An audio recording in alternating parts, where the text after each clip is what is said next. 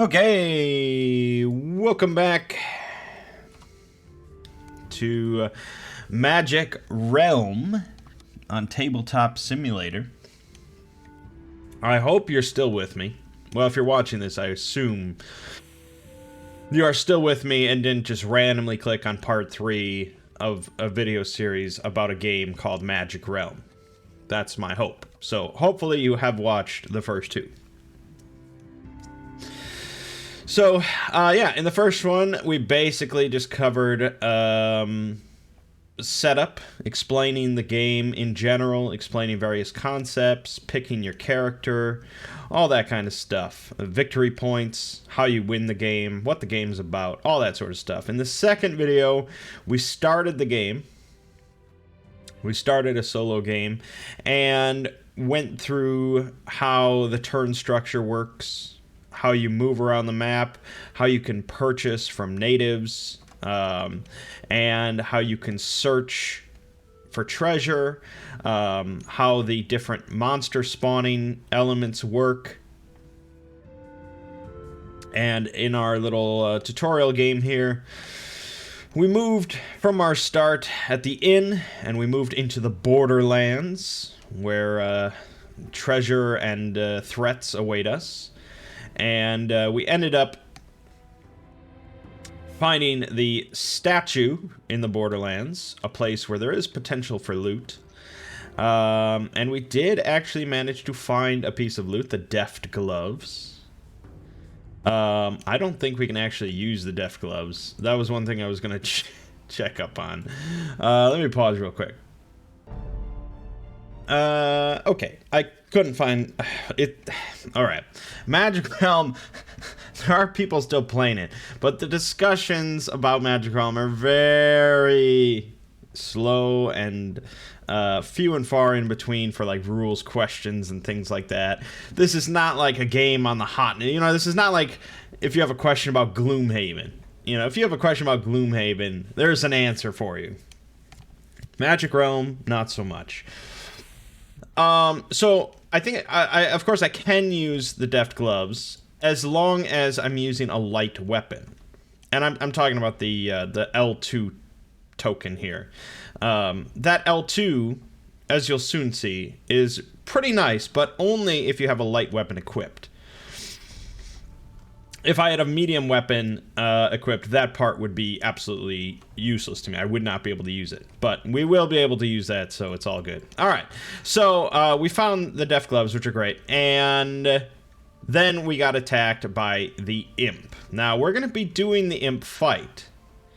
But before we get to that, I want to go through some other sort of simpler fights just as a tutorial. So let's grab, let's grab one goblin with an axe. You would probably never end up in a fight with one goblin with an axe, because they usually travel in packs of 6. So they usually are a big mob. But we'll go with that. Let's grab the... Let's grab this heavy troll. Again, these come in packs of 2, but for demonstration purposes, we'll grab that. And let's grab this tremendous spider. And these will be our little tutorials, I guess. All right. I'm going to be skipping steps. This is not going to be a 100% educational tutorial on how to do any combat imaginable in Magic Realm. Again, you will need to be doing some supplemental reading. But this should help you get some of the basics down. Okay. So, for our purposes, for each of these fights, let's say... we are not hidden in any way. We're not trying to ambush them or sneak by or anything like that. We are just out in the open. They are just out in the open, and it's just 1 versus 1. So, basically then, the first thing is, well, you would pick a target, but There's only one enemy at a time, so you don't need to pick a target. You know who you're targeting. It's all self-explanatory. So then you're going to put the enemy. You get to put them in one of these 3 target boxes. One of these big orange boxes here. And even though you might think that it matters which one you put them in, it does not. It has no bearing whatsoever. There's no strategy involved in this process. So you can just put them right in the middle. Doesn't matter. All right. Then we are going to be lining up our attack and our maneuver. All right, so this is a 2-step process for us, only a 1-step process for them. They go wherever they want. For us, in a lot of situations, it doesn't matter where you put your attack and where you put your maneuver, much like where you put them, because this is just going to end up being somewhat random. But as I told you in like the first video, there are often times where you can go into a fight and you know the exact outcome before the fight even begins. Now, you might be wondering, Mangg, if it's randomized, how could you possibly know? Well, I hope that by the end of this video you will understand. Also, let's remove some armor just for demonstration purposes. Okay. So let's put our attack there, and we'll line it up. And just for again demonstration purposes, let's put this here. Now,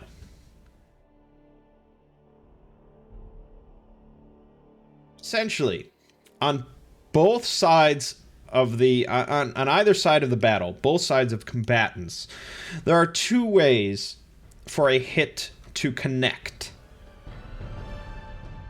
There are 2 ways for a hit to actually land on a target. And this goes for both myself and this goblin. For me to hit this goblin, after all is said and done with the randomization, which I'll get to in a second, after all is said and done, my attack needs to be lined up in the same row, the same lane as the goblin, as my target. So if at the end of the round, this was the, or, you know, let's say this was the board situation. If at the end of the round, this would be a successful hit, because he ended up on the same lane, on the same row as my attack. All right? That should be pretty self-explanatory. So if it instead, he ended up like this and my attack was here, that would be a miss. You know, because I'm like doing a thrust and he's doing a dodge, so he would dodge out of the way, whereas if he was charging at me, we would both connect with one another. Okay? And I would hit him. At the same time, you generally have to play, or you're generally going to be playing a movement chit, these blue ones, and this is your maneuver. This basically represents like you. This represents like your fleshy bits, your vulnerable bits. So if I was here, see, and so if this was the situation, this was my attack, you know, you have to play a fight alongside your weapon as well. But let's say that was the setup. If he ended up here, I would land a hit with him, because I intercept him is what it's called. I'm on the same, my weapon's on the same lane as him, but he is not on the same lane as my maneuver. He's not on the same lane as my fleshy bits. So he would miss me, I would hit him. All right?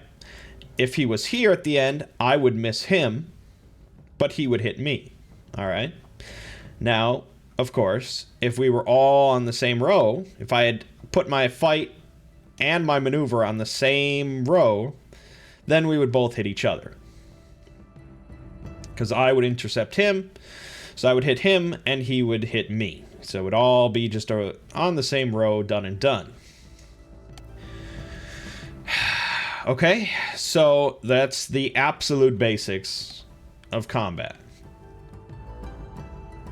That's the absolute basics for one way that a hit can land. Now we're going to make it a little bit more complicated for the other way that a hit can land, even if, say, you're not on the same row. And this is called undercutting. And this works, again, both ways. I can undercut my target, and any other enemies present can undercut me. And the undercutting is based on speed. The speed of each attack. And that is where the number comes in. So the speed of this fight attack right here is a 4. All right, so higher number is slower, lower number is faster. So, whoops. So a 6 is the absolute slowest attack, whereas like a 0 or a 1 is the fastest. So now you can see why this 2 from this card is very fast. That's a fast attack, because I normally don't have access to a 2 fight. I don't. My fastest is a 3. So having a 2 available is really good. So if your attack is faster than your target's move score, you undercut them. So even if you don't line up for the intercept, if you undercut them by going faster than them, you hit them wherever they are. Even if he was up here and I was down here, I undercut him, and I would hit him. So the move score for a target, for a monster, is this number in blue here, this blue thing. So his speed is 3. That's his movement speed. His attack speed is a 4. All right? Pretty simple. Attack speed 4, movement speed 3. So that means to undercut this goblin, I need to attack with a 1 or 2 speed, which is pretty tough for a lot of characters. All right? Goblins are pretty quick. It is doable thanks to my deft gloves, so I can undercut him. So if instead of playing this, I played this with a L2, no matter where he ended up, I would either intercept him because he'd end up on the same row, or I would undercut him somewhere else and I would hit him. Now for him to undercut me, that's based on the maneuver chit that I played. His attack speed is 4. So if I played... I don't even have one to play. I don't even have one to play. But if I had a move 5 or a move 6... it doesn't matter where he would end up alongside my maneuver. It doesn't matter. He would undercut me and hit me. Now, since I have... 4s and 3s, it's impossible for this goblin to undercut me as it is. So the only way that he can land a hit with me is to line up at the end and intercept me. Okay? So let's just do a round. Let's just do a round. I'm going to just have the board set up like this. This will be... And we'll play the L4. So there will be no undercutting going on here. This is just how I am going to place my setup.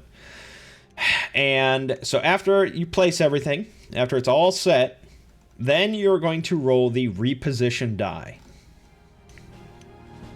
So no matter how many monsters are here, no matter how many enemies are in your board, you roll 1 die. And this is going to be determining how they reposition. So this is the randomization I was talking about. So he rolled a 1. All right? The reposition is a 1. So this affects everyone on the all the monsters on the board. This does not affect you. You do not reposition. It's just them. So that's this table right here. We can see that for the repositioning for a 1... the middle one is going to go to the bottom is going to go to the middle, and the top will stay the same. So the goblin will move here. That's his repositioning. Alright? There's one other step, but I'll get to that in a second. So at this point, I gotta turn this music down as always.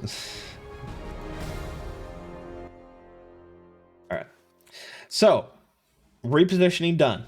Now we see and we look, have there been some hits? Now he, of course, does not intercept me because my maneuver is all the way up here in the top row. He's down on the bottom, so there's no intercepting. We know there's no undercutting going on because he's too slow of an attacker. But I intercept him because my attack is on the same row as him. So in that case, I would hit him and he would die. And that's, we'll talk about damage now. So, there is no damage counters. There is no health for monsters and things like that.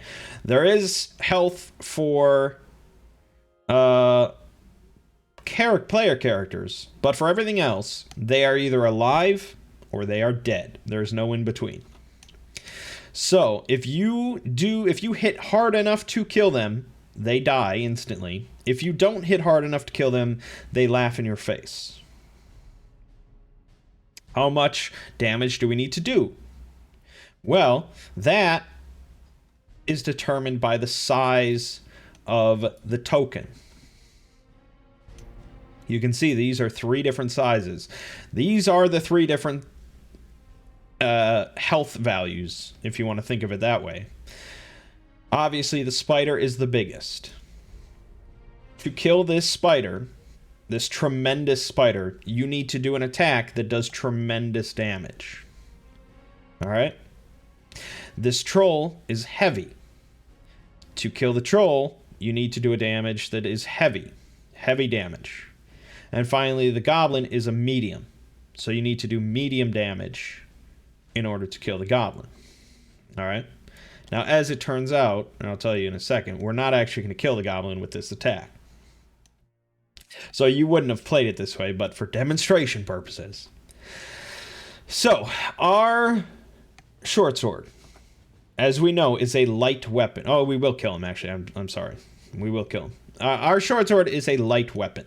So, by default, it does light damage. Alright? Light damage is not enough to kill a goblin, because you need to do medium damage. However, there is an asterisk above the L here, as you can see. That means that you add 1 sharpness to the attack, bumping it up for every sharpness point, 1 higher on the damage tier, you know. So light with 1 sharpness becomes a medium attack. So ergo, this short sword that I'm doing right now is a medium attack against the goblin, which is enough to kill him because he only has medium health or so.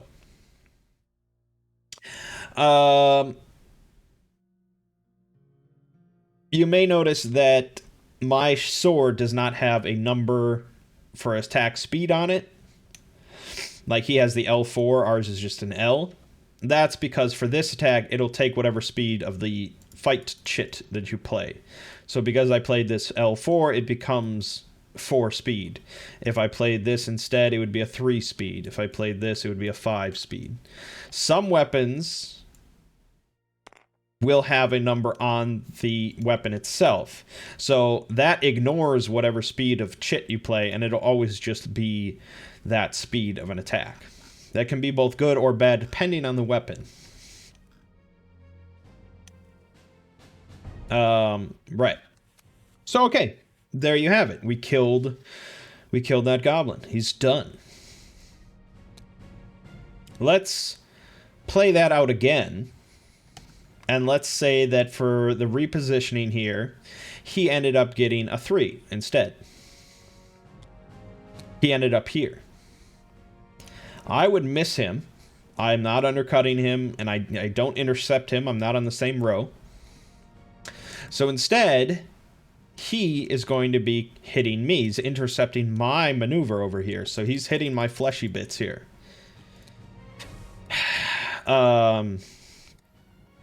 Now, that is the benefit of having armor. Armor obviously protects your fleshy bits. So generally, you want to put your maneuvers behind your armor. Because if I'm over here, if I put my maneuver here and he lines up here, he hits me, my helmet doesn't do jack shit.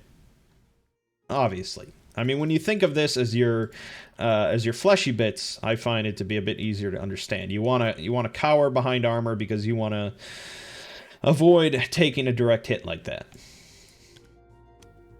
So you have to play a maneuver, because if you don't, you technically have like a speed of 7, if you want to think of it that way. You are going to be undercut by everything on the board no matter what. That's what happens if you don't play a maneuver. Now, sometimes there are situations where you don't play a maneuver, but we won't cover that just yet. So otherwise, you definitely want to play a maneuver, because otherwise you got to avoid being undercut. You gotta move a little bit quickly to avoid being undercut. But if you have armor, you want to cower behind that. If I didn't have armor, it would either be a crapshoot and I'd have to hope that he didn't line up, or you put it on the same row as your weapon, and this is called covering your maneuver. I'll get to that in a second, but let's just say this is how it was. All right. So I have a helmet. The helmet protects my head. It protects this row only. And you can see the helmet only can go here. The breastplate can only go here to cover the bottom 2 rows. The shield, you can move every round to protect whichever one you want. And then the full plate, if you had that, it would protect everything. All 3 rows. So obviously full plate is the best. But for now, we're just saying we have a helmet. Okay. So, what does armor actually do? Armor does a couple things. Armor, for one, protects you from instantly dying.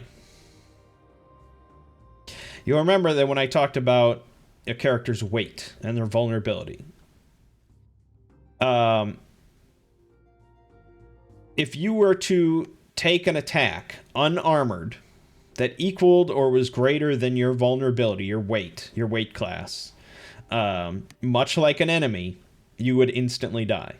So if I got hit, like here, right here, unarmored, with a medium or a heavy or a tremendous attack, I would instantly die. Which is pretty bad. Now, there is a very popular optional rule in which you don't instantly die, you instead just take a whole bunch of wounds, which is potentially, basically death anyways, but it's a very popular rule because insta-death for one hit like that is usually not too fun. But regardless, for the basic rules, you would be insta-killed in that case. Armor prevents that. No matter how hard of a hit your armor takes, it might be utterly destroyed in the process, but you will not instantly die because of it. So, every piece of armor does a couple things. For one, it reduces sharpness level by 1. Okay, so you can see the goblin, much like my sword, has a little asterisk there. That means that he has a sharpness. So his light attack with a sharpness becomes a medium attack, which is bad, except my armor cuts out 1 sharpness. So that reduces him back to just the light attack, which is good. There's a big difference between a light and a medium attack. The other thing that that armor does is completely negates light attacks. So if a light attack ends up connecting with the helmet after sharpness reduction, the helmet will just be completely fine and absolutely nothing will happen. So he loses his sharpness. It gets down to a light attack, it hits the helmet, and nothing happens. So in this situation, as it stands, if I put my maneuver here, and I have the helmet right in front of me, he can never, ever do damage to me.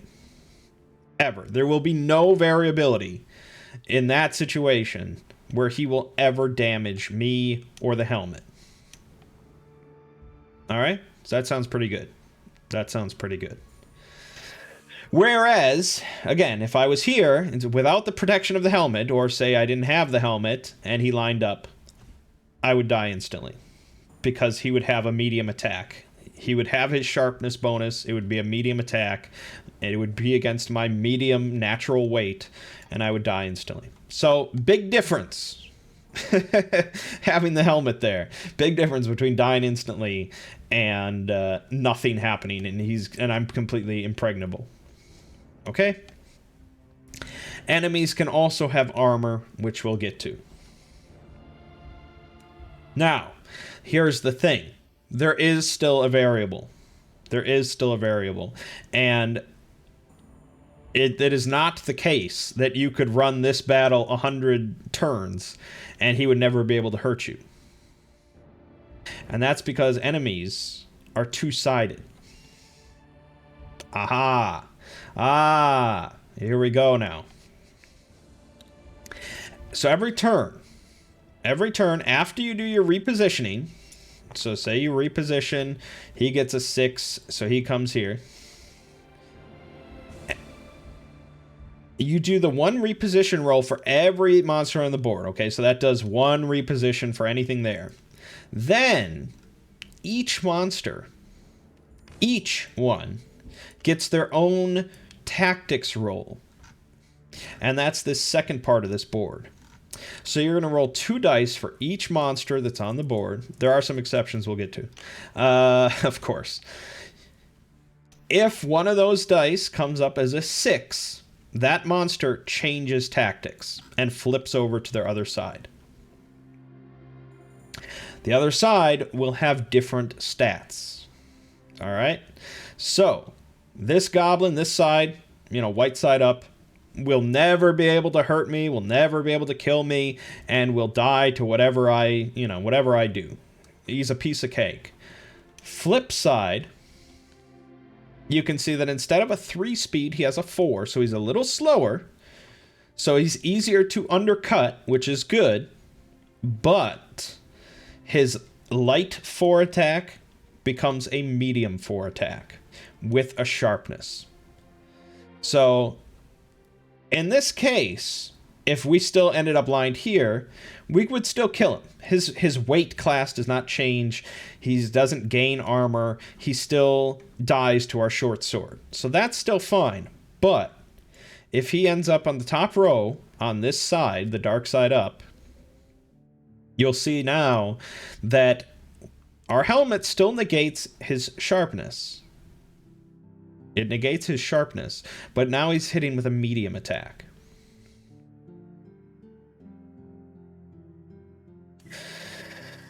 The helmet can't quite handle a medium attack. It can brush off light attacks till the cows come home, but a medium attack is different. Because our helmet is a medium helmet. It's a medium-weighted helmet. I think all helmets are medium, all breastplates are medium, all shields are medium. Full plate comes in either heavy, which is the norm, and then there's a rare, tremendous weighted full plate, which is obviously pretty good. But alright, so our helmet is medium. His attack is coming in at medium. There is a collision. We are still protected from insta-death. Like I said, even if he was hitting us with a tremendous plus attack, it would still not kill us instantly. It's fine. But if it's a medium attack, our helmet becomes damaged. So it can take 2 medium attacks before being destroyed. If the helmet is hit with anything over... I gotta lower my audio. I don't know why my audio is just off the charts today. I'm like shouting. If the helmet gets hit with anything above a medium, so heavy, tremendous, or tremendous plus, or whatever, anything above medium, it will be destroyed instantly. It will skip the damage step and just be destroyed instantly. In any of those situations where it becomes damaged or destroyed, our character has to take a wound, which is a lot better than instantly dying. So you're still grateful for the armor, but it you know, your armor can't take that much abuse, obviously, and you're still going to get wounded. And now in this situation, I'm completely exposed. So if he ends up landing a hit on the next turn, I would instantly die. Okay. Hopefully that's all fairly clear. So that's the variable. That's the variable. Is that this monster, you don't know if he's going to switch. When you're playing your tokens beforehand, you don't know if he's going to switch this round or not. And obviously there's a big difference. And so you might say, well, it's kind of a crapshoot, but it isn't. Because we can plan for both situations. Because we know that if he doesn't switch, he's never going to be able to hurt us, and that's all good. So what we really need to plan for is if the off chance, the 30% chance, whatever, that he does flip. So we need to be able to figure out how can we kill this goblin without him hurting us or our helmet. And the answer, of course, comes in two forms. Again, either undercutting him or covering your maneuver. And both have to do with weapon speed. Undercutting is obviously preferable. If you undercut your opponent, it's all good. But either way, we want to cover our maneuver. And that means placing your attack on the same row as your maneuver, so everything's all lined up. Now, you might think, okay, well, you're going to hit him, you'll kill him, but then he hits you and you take the wound. No, because attacks happen in a certain order. So, this is where it gets slightly more complicated again. And that's because on the first round of a combat, the very first one, weapon order, attacking order, is determined not by the speed of the weapon. So not by the 4 here, the 4 on our attacks. It's not determined by that whatsoever. It's determined by weapon length. Whoever has the longer range weapon attacks first, because you're both sort of approaching one another, and whoever has the reach advantage is going to be, you know, getting the first hit in.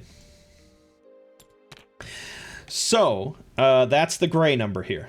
The reach of my short sword, the length of my short sword is 3. The length of the goblin's weapon is 2. 2 is actually higher than most. A lot of monsters just have a 0 length, so they'll always go last when that's a factor. A lot of weapons will have a reach of like 5 or 7. Here the great axe is a 5, but then you get into like ranged weapons. The spear is a 10. The medium bow is a 16. So with a bow, you're almost always guaranteed to win any sort of reach advantage. So, on the first round of any combat, that number is the primary factor on attacking order. So it doesn't matter if I played a 6 chit and his attack speed is a 1. For the first round, that doesn't mean shit. All that matters is the reach. So in this case, for the very first round, if I went up against this goblin, and he was here, and I put my weapon here, and I put my maneuver here, I covered my maneuver by placing it in the same row. For the first round, no matter what, I cannot be harmed, and I have a good chance of killing him.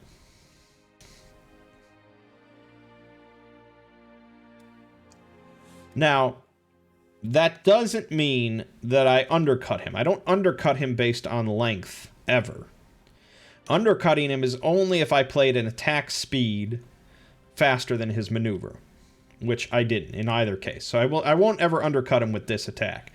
But for the first round, if I do this, I can't be harmed, and I have a chance of killing him if he ends up in the same row. Because if he ends up in the same row with either side, my reach advantage will go first, and I will kill him before he has any chance of harming me or my helmet. Okay. After the first round, that's when attack speed comes into play. So then, you know, attack speed 0 will attack first, then 1, then 2, then 3, then 4, then 5, then 6. Reach still plays into the factor, though, by breaking ties or being like the tie advantage. So you can see in this situation right here, we both have a 4 attack speed. But for the tiebreaker, I have the longer reach, so I would go first. So in this situation, even after the first round, I will always hit him before he hits me. And once they're dead, obviously their attack doesn't go through. So as soon as you kill him, he's dead. That's the end of the round. That's the end of the combat. He's dead. So again, as long as I did this every single round, and I covered my maneuver, and I just played an L4 and a move 3 maneuver, I can't lose. I cannot lose. I won't even take damage. There's no situation ever that will change that. And that's how combat can become predictable, and how with proper preparation and knowing what you're doing and knowing what's going on, you can easily do a bunch of fights knowing the result.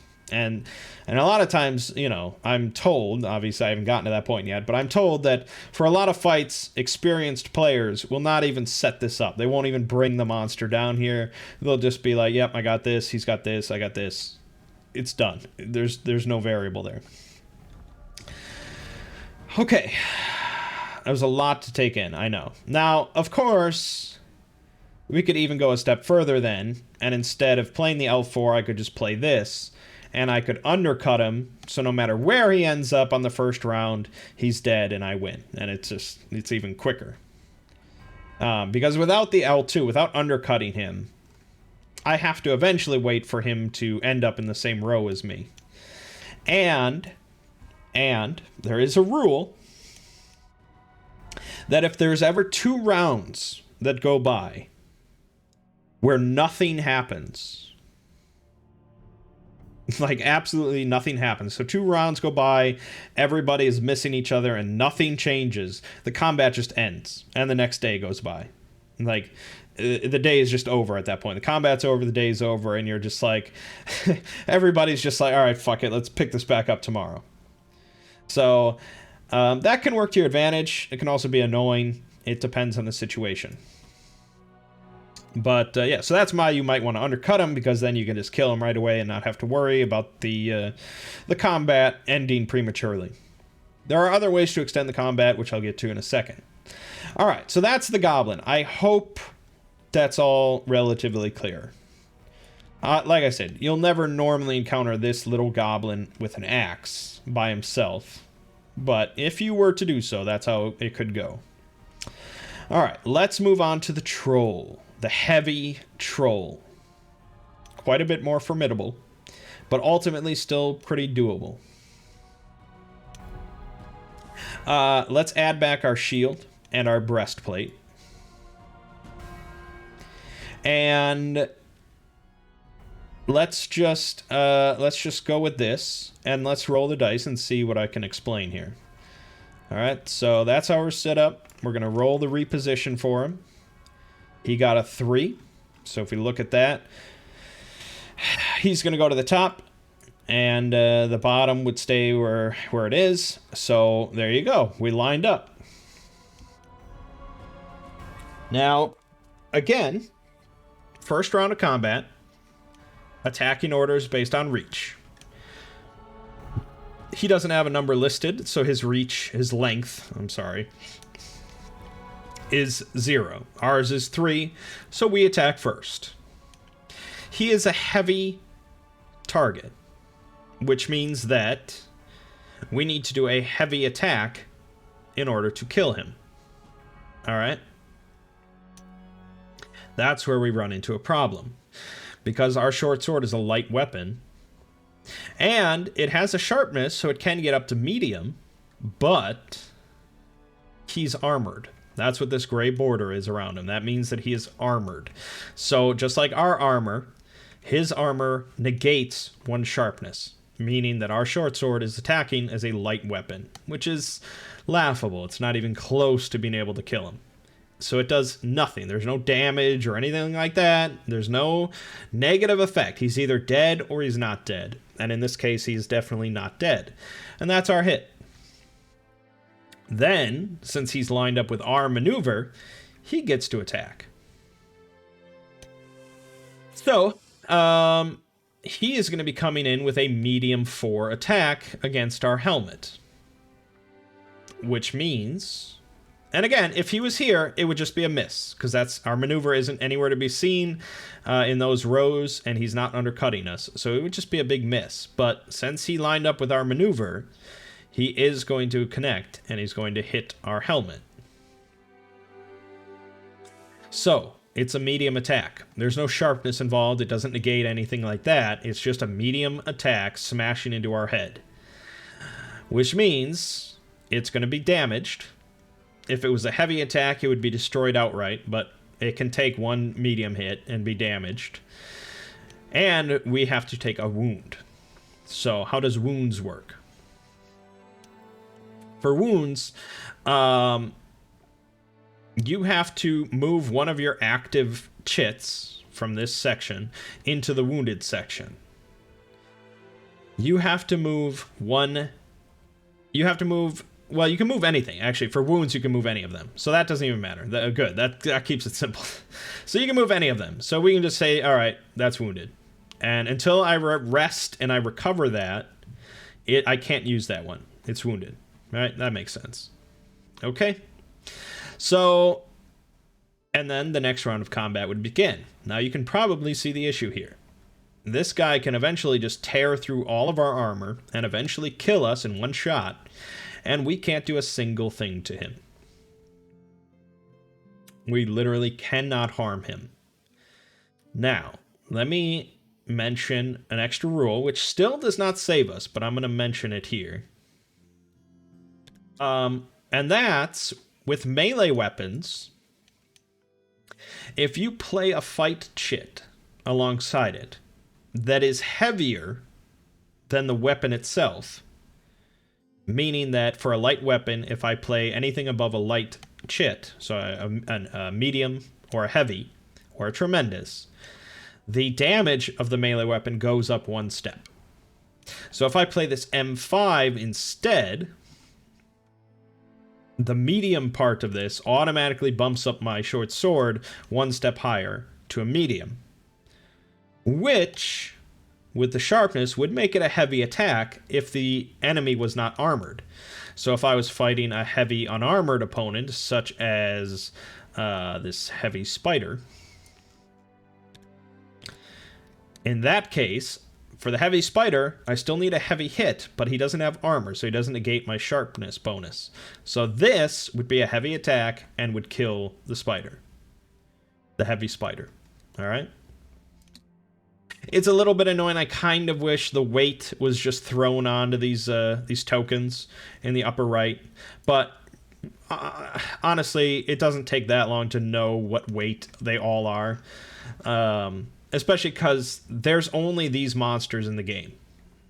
That's it. This handful of monsters, that's it in the entire game. It never, ever changes. So once you know what they all are, you know what they all are. But all right. So, with that method of sort of weighing down our weapon, kind of, buffing it up a little bit, we could kill a heavy target as long as it doesn't have armor. But since the troll has armor, we literally cannot kill. There's nothing available to me that would make me get up to essentially a tremendous attack is what we need with our sharpness. Even if I played this heavy chit, that doesn't bump it up 2 steps. It only can ever bump it up 1, no matter what you play. So, no matter what, I can't kill this troll, which is bad. But You would have known that going in, so you probably wouldn't have even taken the damage, because at the start of every round of combat, you have the option of potentially running away.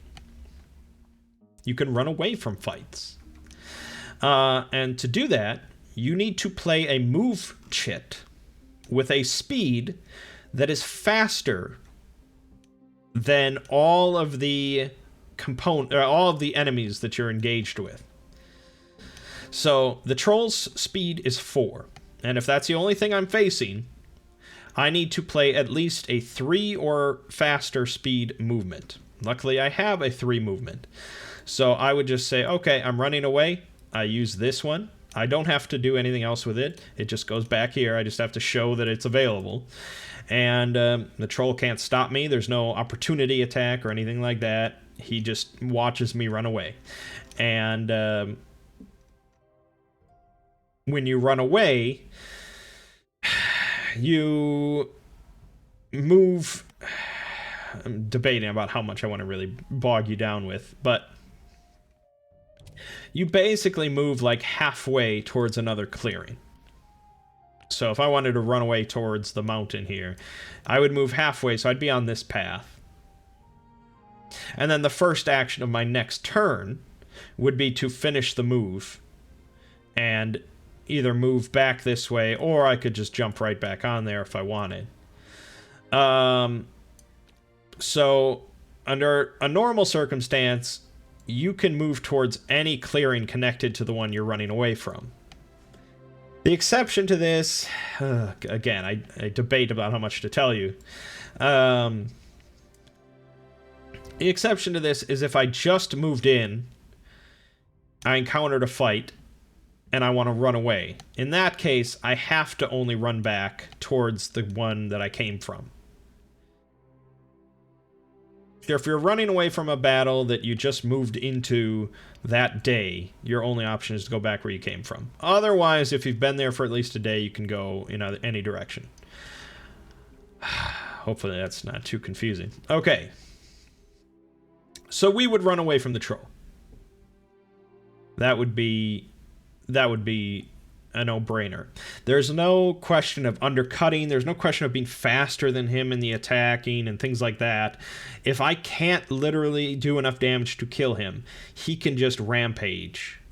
And eventually, you know, he'll land a hit on me. He might not be able to undercut me. I might be fast enough to be bouncing around. But eventually, the repositioning will land, and he'll connect with a big punch. And, you know, I'm going to lose armor or health or my life. You know, it's just not going to work out. So for something like that, you would just look at the situation and be like, nope, I can't kill it. I'm not even going to try. There's no point. There's no variable where I will kill him. The exception to that is ranged weapons, but we're not covering that this video. Okay, so... yeah, so between these two monsters, that armor is the difference between me being able to kill them or me being able to not kill them. Alright? Then finally we have the tremendous monster. So a tremendous spider here. In order to kill this, you need a tremendous hit.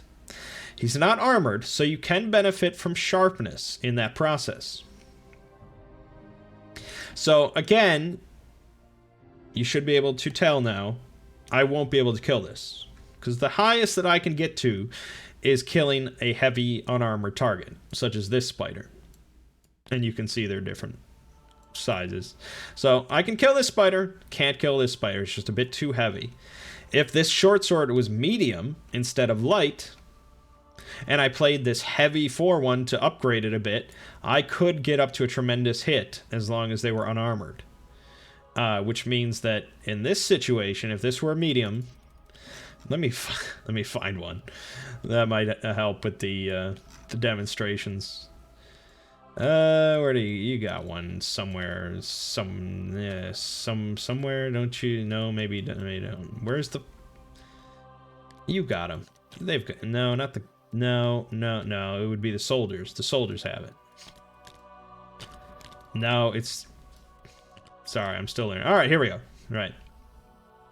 So if instead of a short sword, I had managed in my process to pick up an axe, as a medium weapon with 1 sharpness, so 1 step better, I would be able to kill this spider just by playing this. Medium attack, bumped up 1 for the sharpness to heavy, bumped up once again by playing a heavy chit for a medium weapon, means that it gets to tremendous. Now, if instead I played a medium chit, it would not upgrade it. So this would only be a heavy attack. Okay?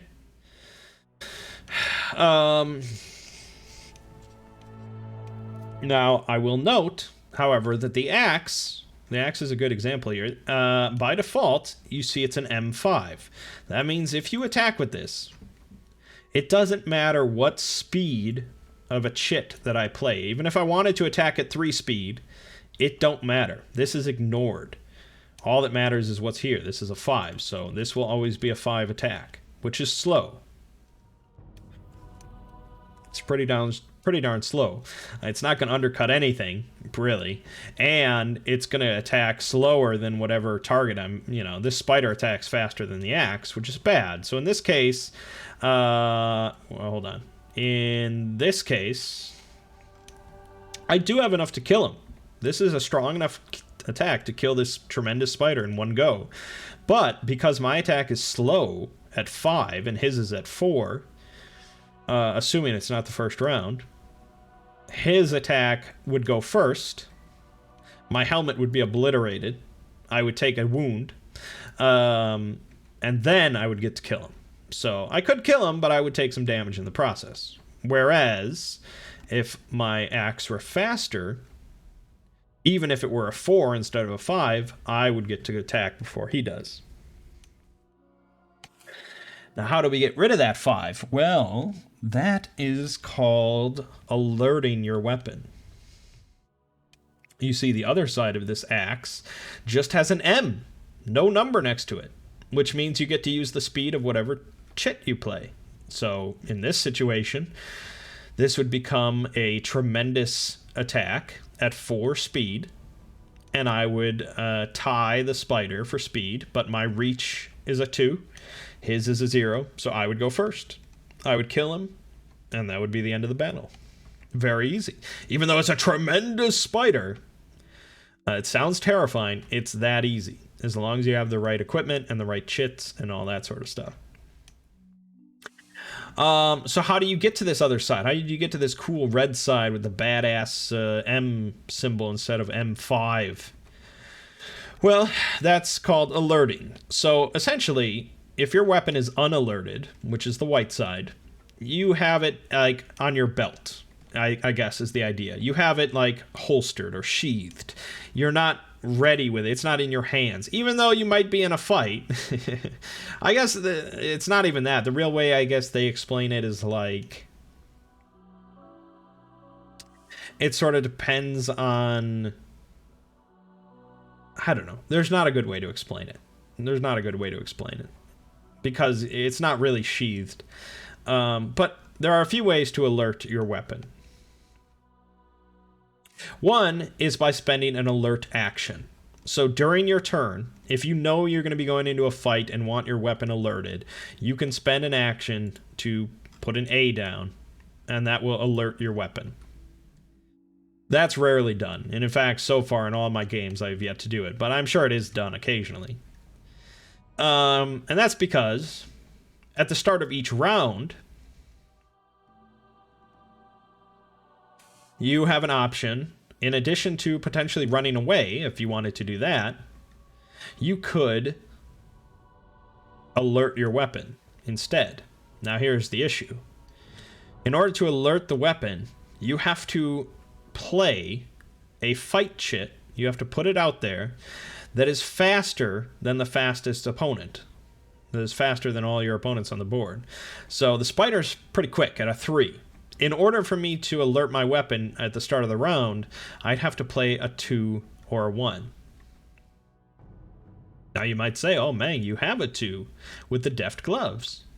Yes, the problem is I can't use the deft gloves with this axe because this is a light chit, and that's a medium weapon. It's invalid. It does not function, much like this doesn't function with it. It's useless. So I would need a medium 2 chit, which is rare. Very rare. So, okay. Let's say I didn't alert beforehand. I can't alert at the start of each round. I'm screwed. No, you're not. And that's because the third way to alert your weapon is if you ever miss an attack.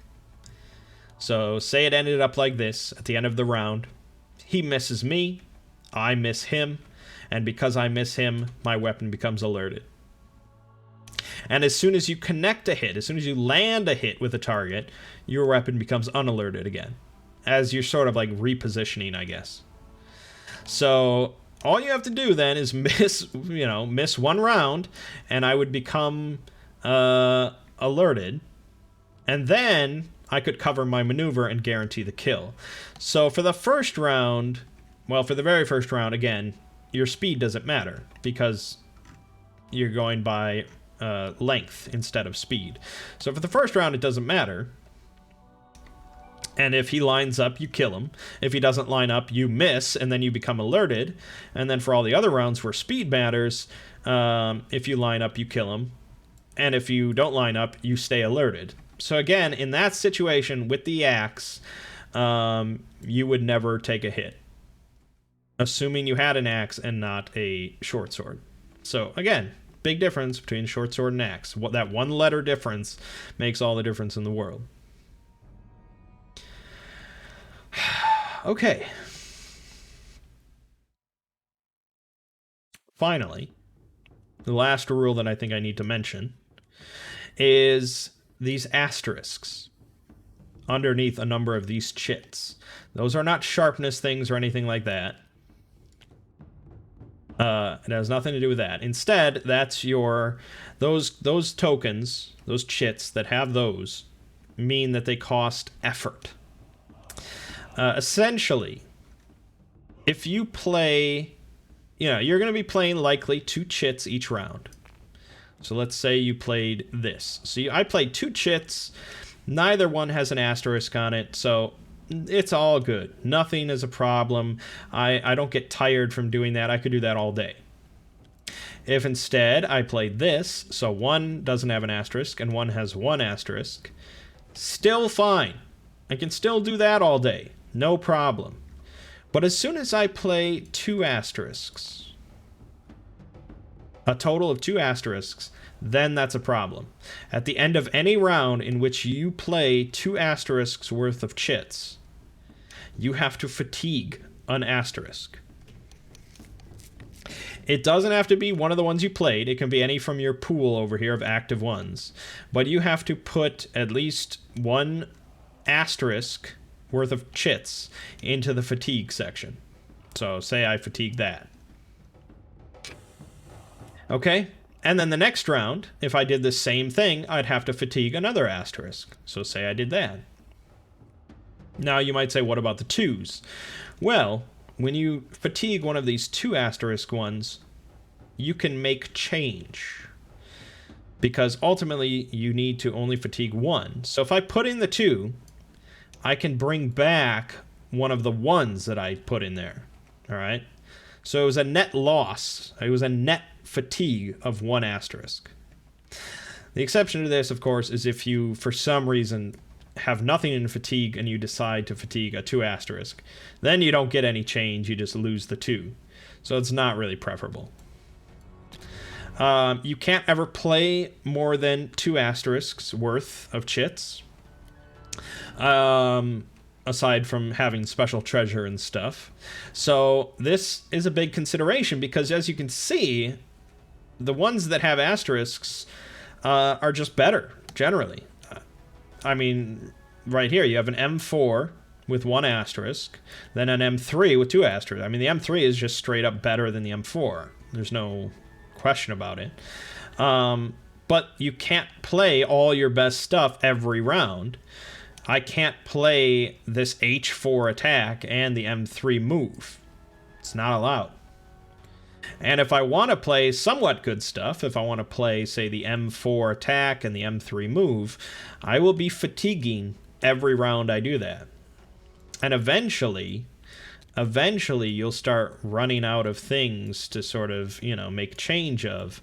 And eventually you'll have this, and then you keep fatiguing, and you keep fatiguing, and then you keep fatiguing, and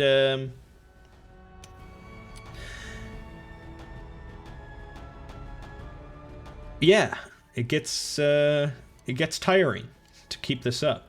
So you can drag combat out, but at a cost. Now, the fatiguing thing does count as sort of an something that happened each round. So every round that you fatigue something, that means it doesn't count against the 2 rounds that go by without anything happening. So combat ends. So if you want to prolong combat, you could deliberately keep playing asterisk stuff in order to keep fatiguing. Whereas if you don't take any fatigue, if I play this instead every round and nothing happens for 2 rounds, the combat will end. So that's something you could potentially do. Alright. That's... I mean, I'm sure your head is kind of swimming. Your brain's swimming. But let's do the fight against the imp now that we're supposed to. The imp's kind of a special one, as we know. The imp is a medium target. So, he's unarmored, a medium target. Our short sword can easily kill him. Okay? Here's the problem, though. He has a reach of 17, which means no matter what, first round, he's going first. It's impossible. It's impossible to go ahead of him. Even if I had an attack of 1, attack speed of 1, it doesn't matter. For the first round, he goes first. Alright, so no matter what, he's going to curse us. Because he doesn't attack physically, he attacks with a curse. So, by going into this battle like this, we're getting cursed. And it's not like a roll to, oh, maybe he'll curse you, maybe nothing will happen. No, something will happen. One of these 6 effects will be afflicted upon us. So that's a bummer. That's why most people just avoided the imp. If we were hidden, we could try and ambush him. And if we could ambush him and we could undercut him, he has a movement speed of 2, so we would have to play attack speed of 1 in order to undercut him. Then we would have no problem. Or, well, if we could undercut him, we'd have no problem. We can ambush him without undercutting him, but then we're basically hoping that he ends up, 33% chance he ends up in our same row and we can intercept him.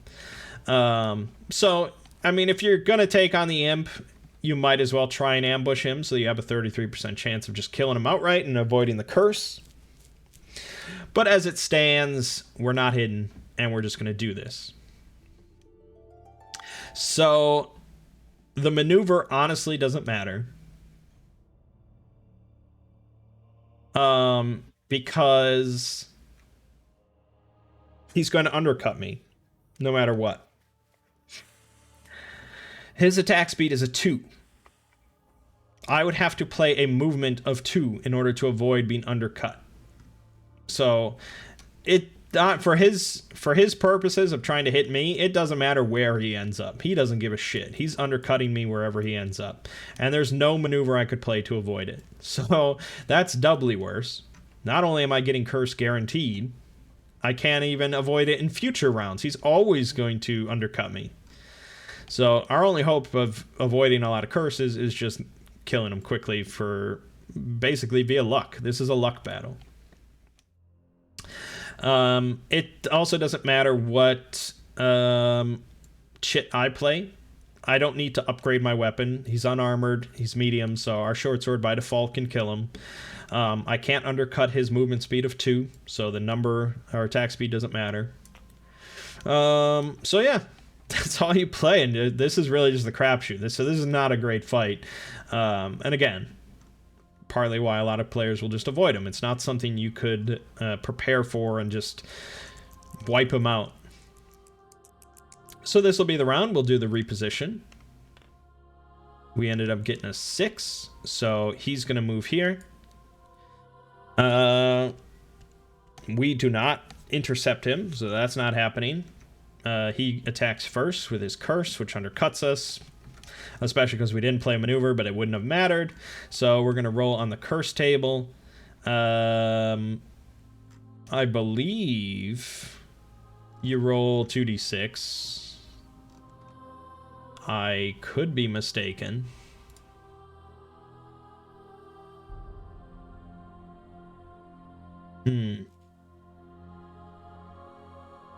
Oh, here we go. Is there actually an answer for this?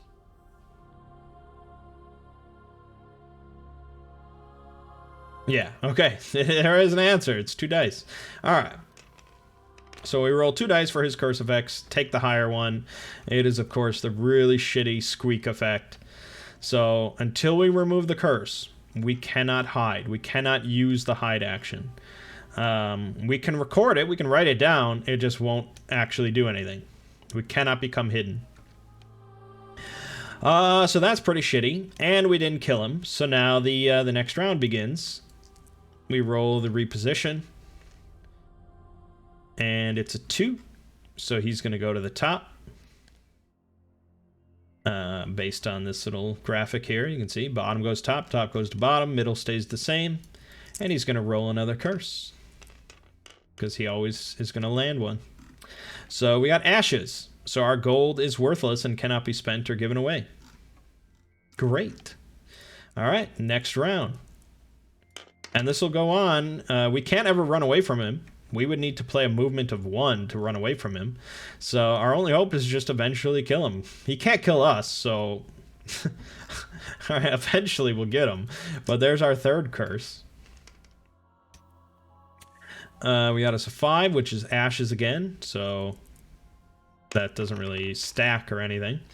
Another reposition roll, we got a 6. So he's going to go to the bottom again. Yeah, this is the imp fight. 5 again, so ashes. Reposition. We got us a 2, so he's going back to the top. Eventually, 33% chance. Eventually, maybe he'll line up. We got a 3, so we got Wither.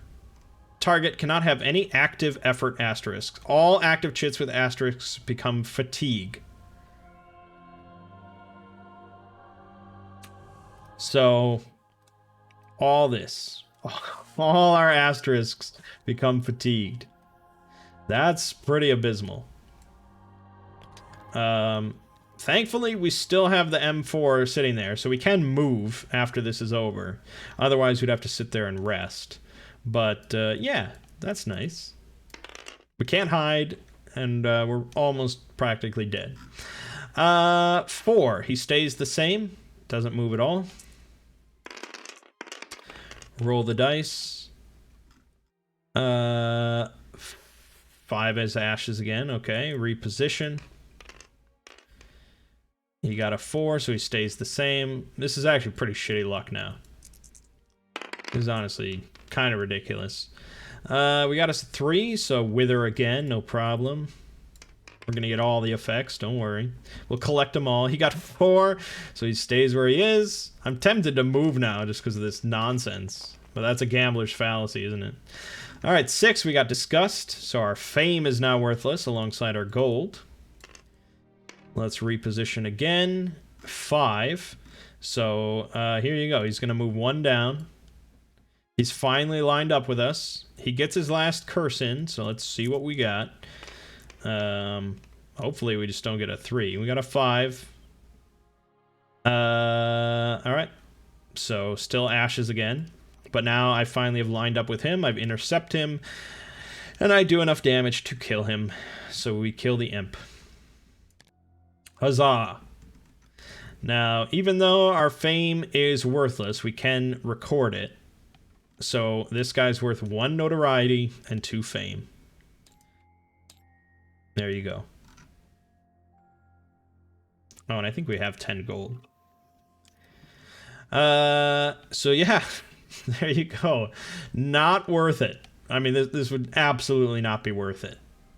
Because now all our shit is fatigued. We're cursed up to the hilt.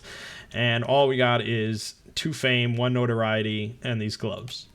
Not worth it. Now, in order to remove all those curses, assuming you don't have some special items or things, you have to get to the chapel, which is all the way up here, as we discussed. Remove all curses at midnight. We have to get there without being able to hide, and with most of our shit fatigued.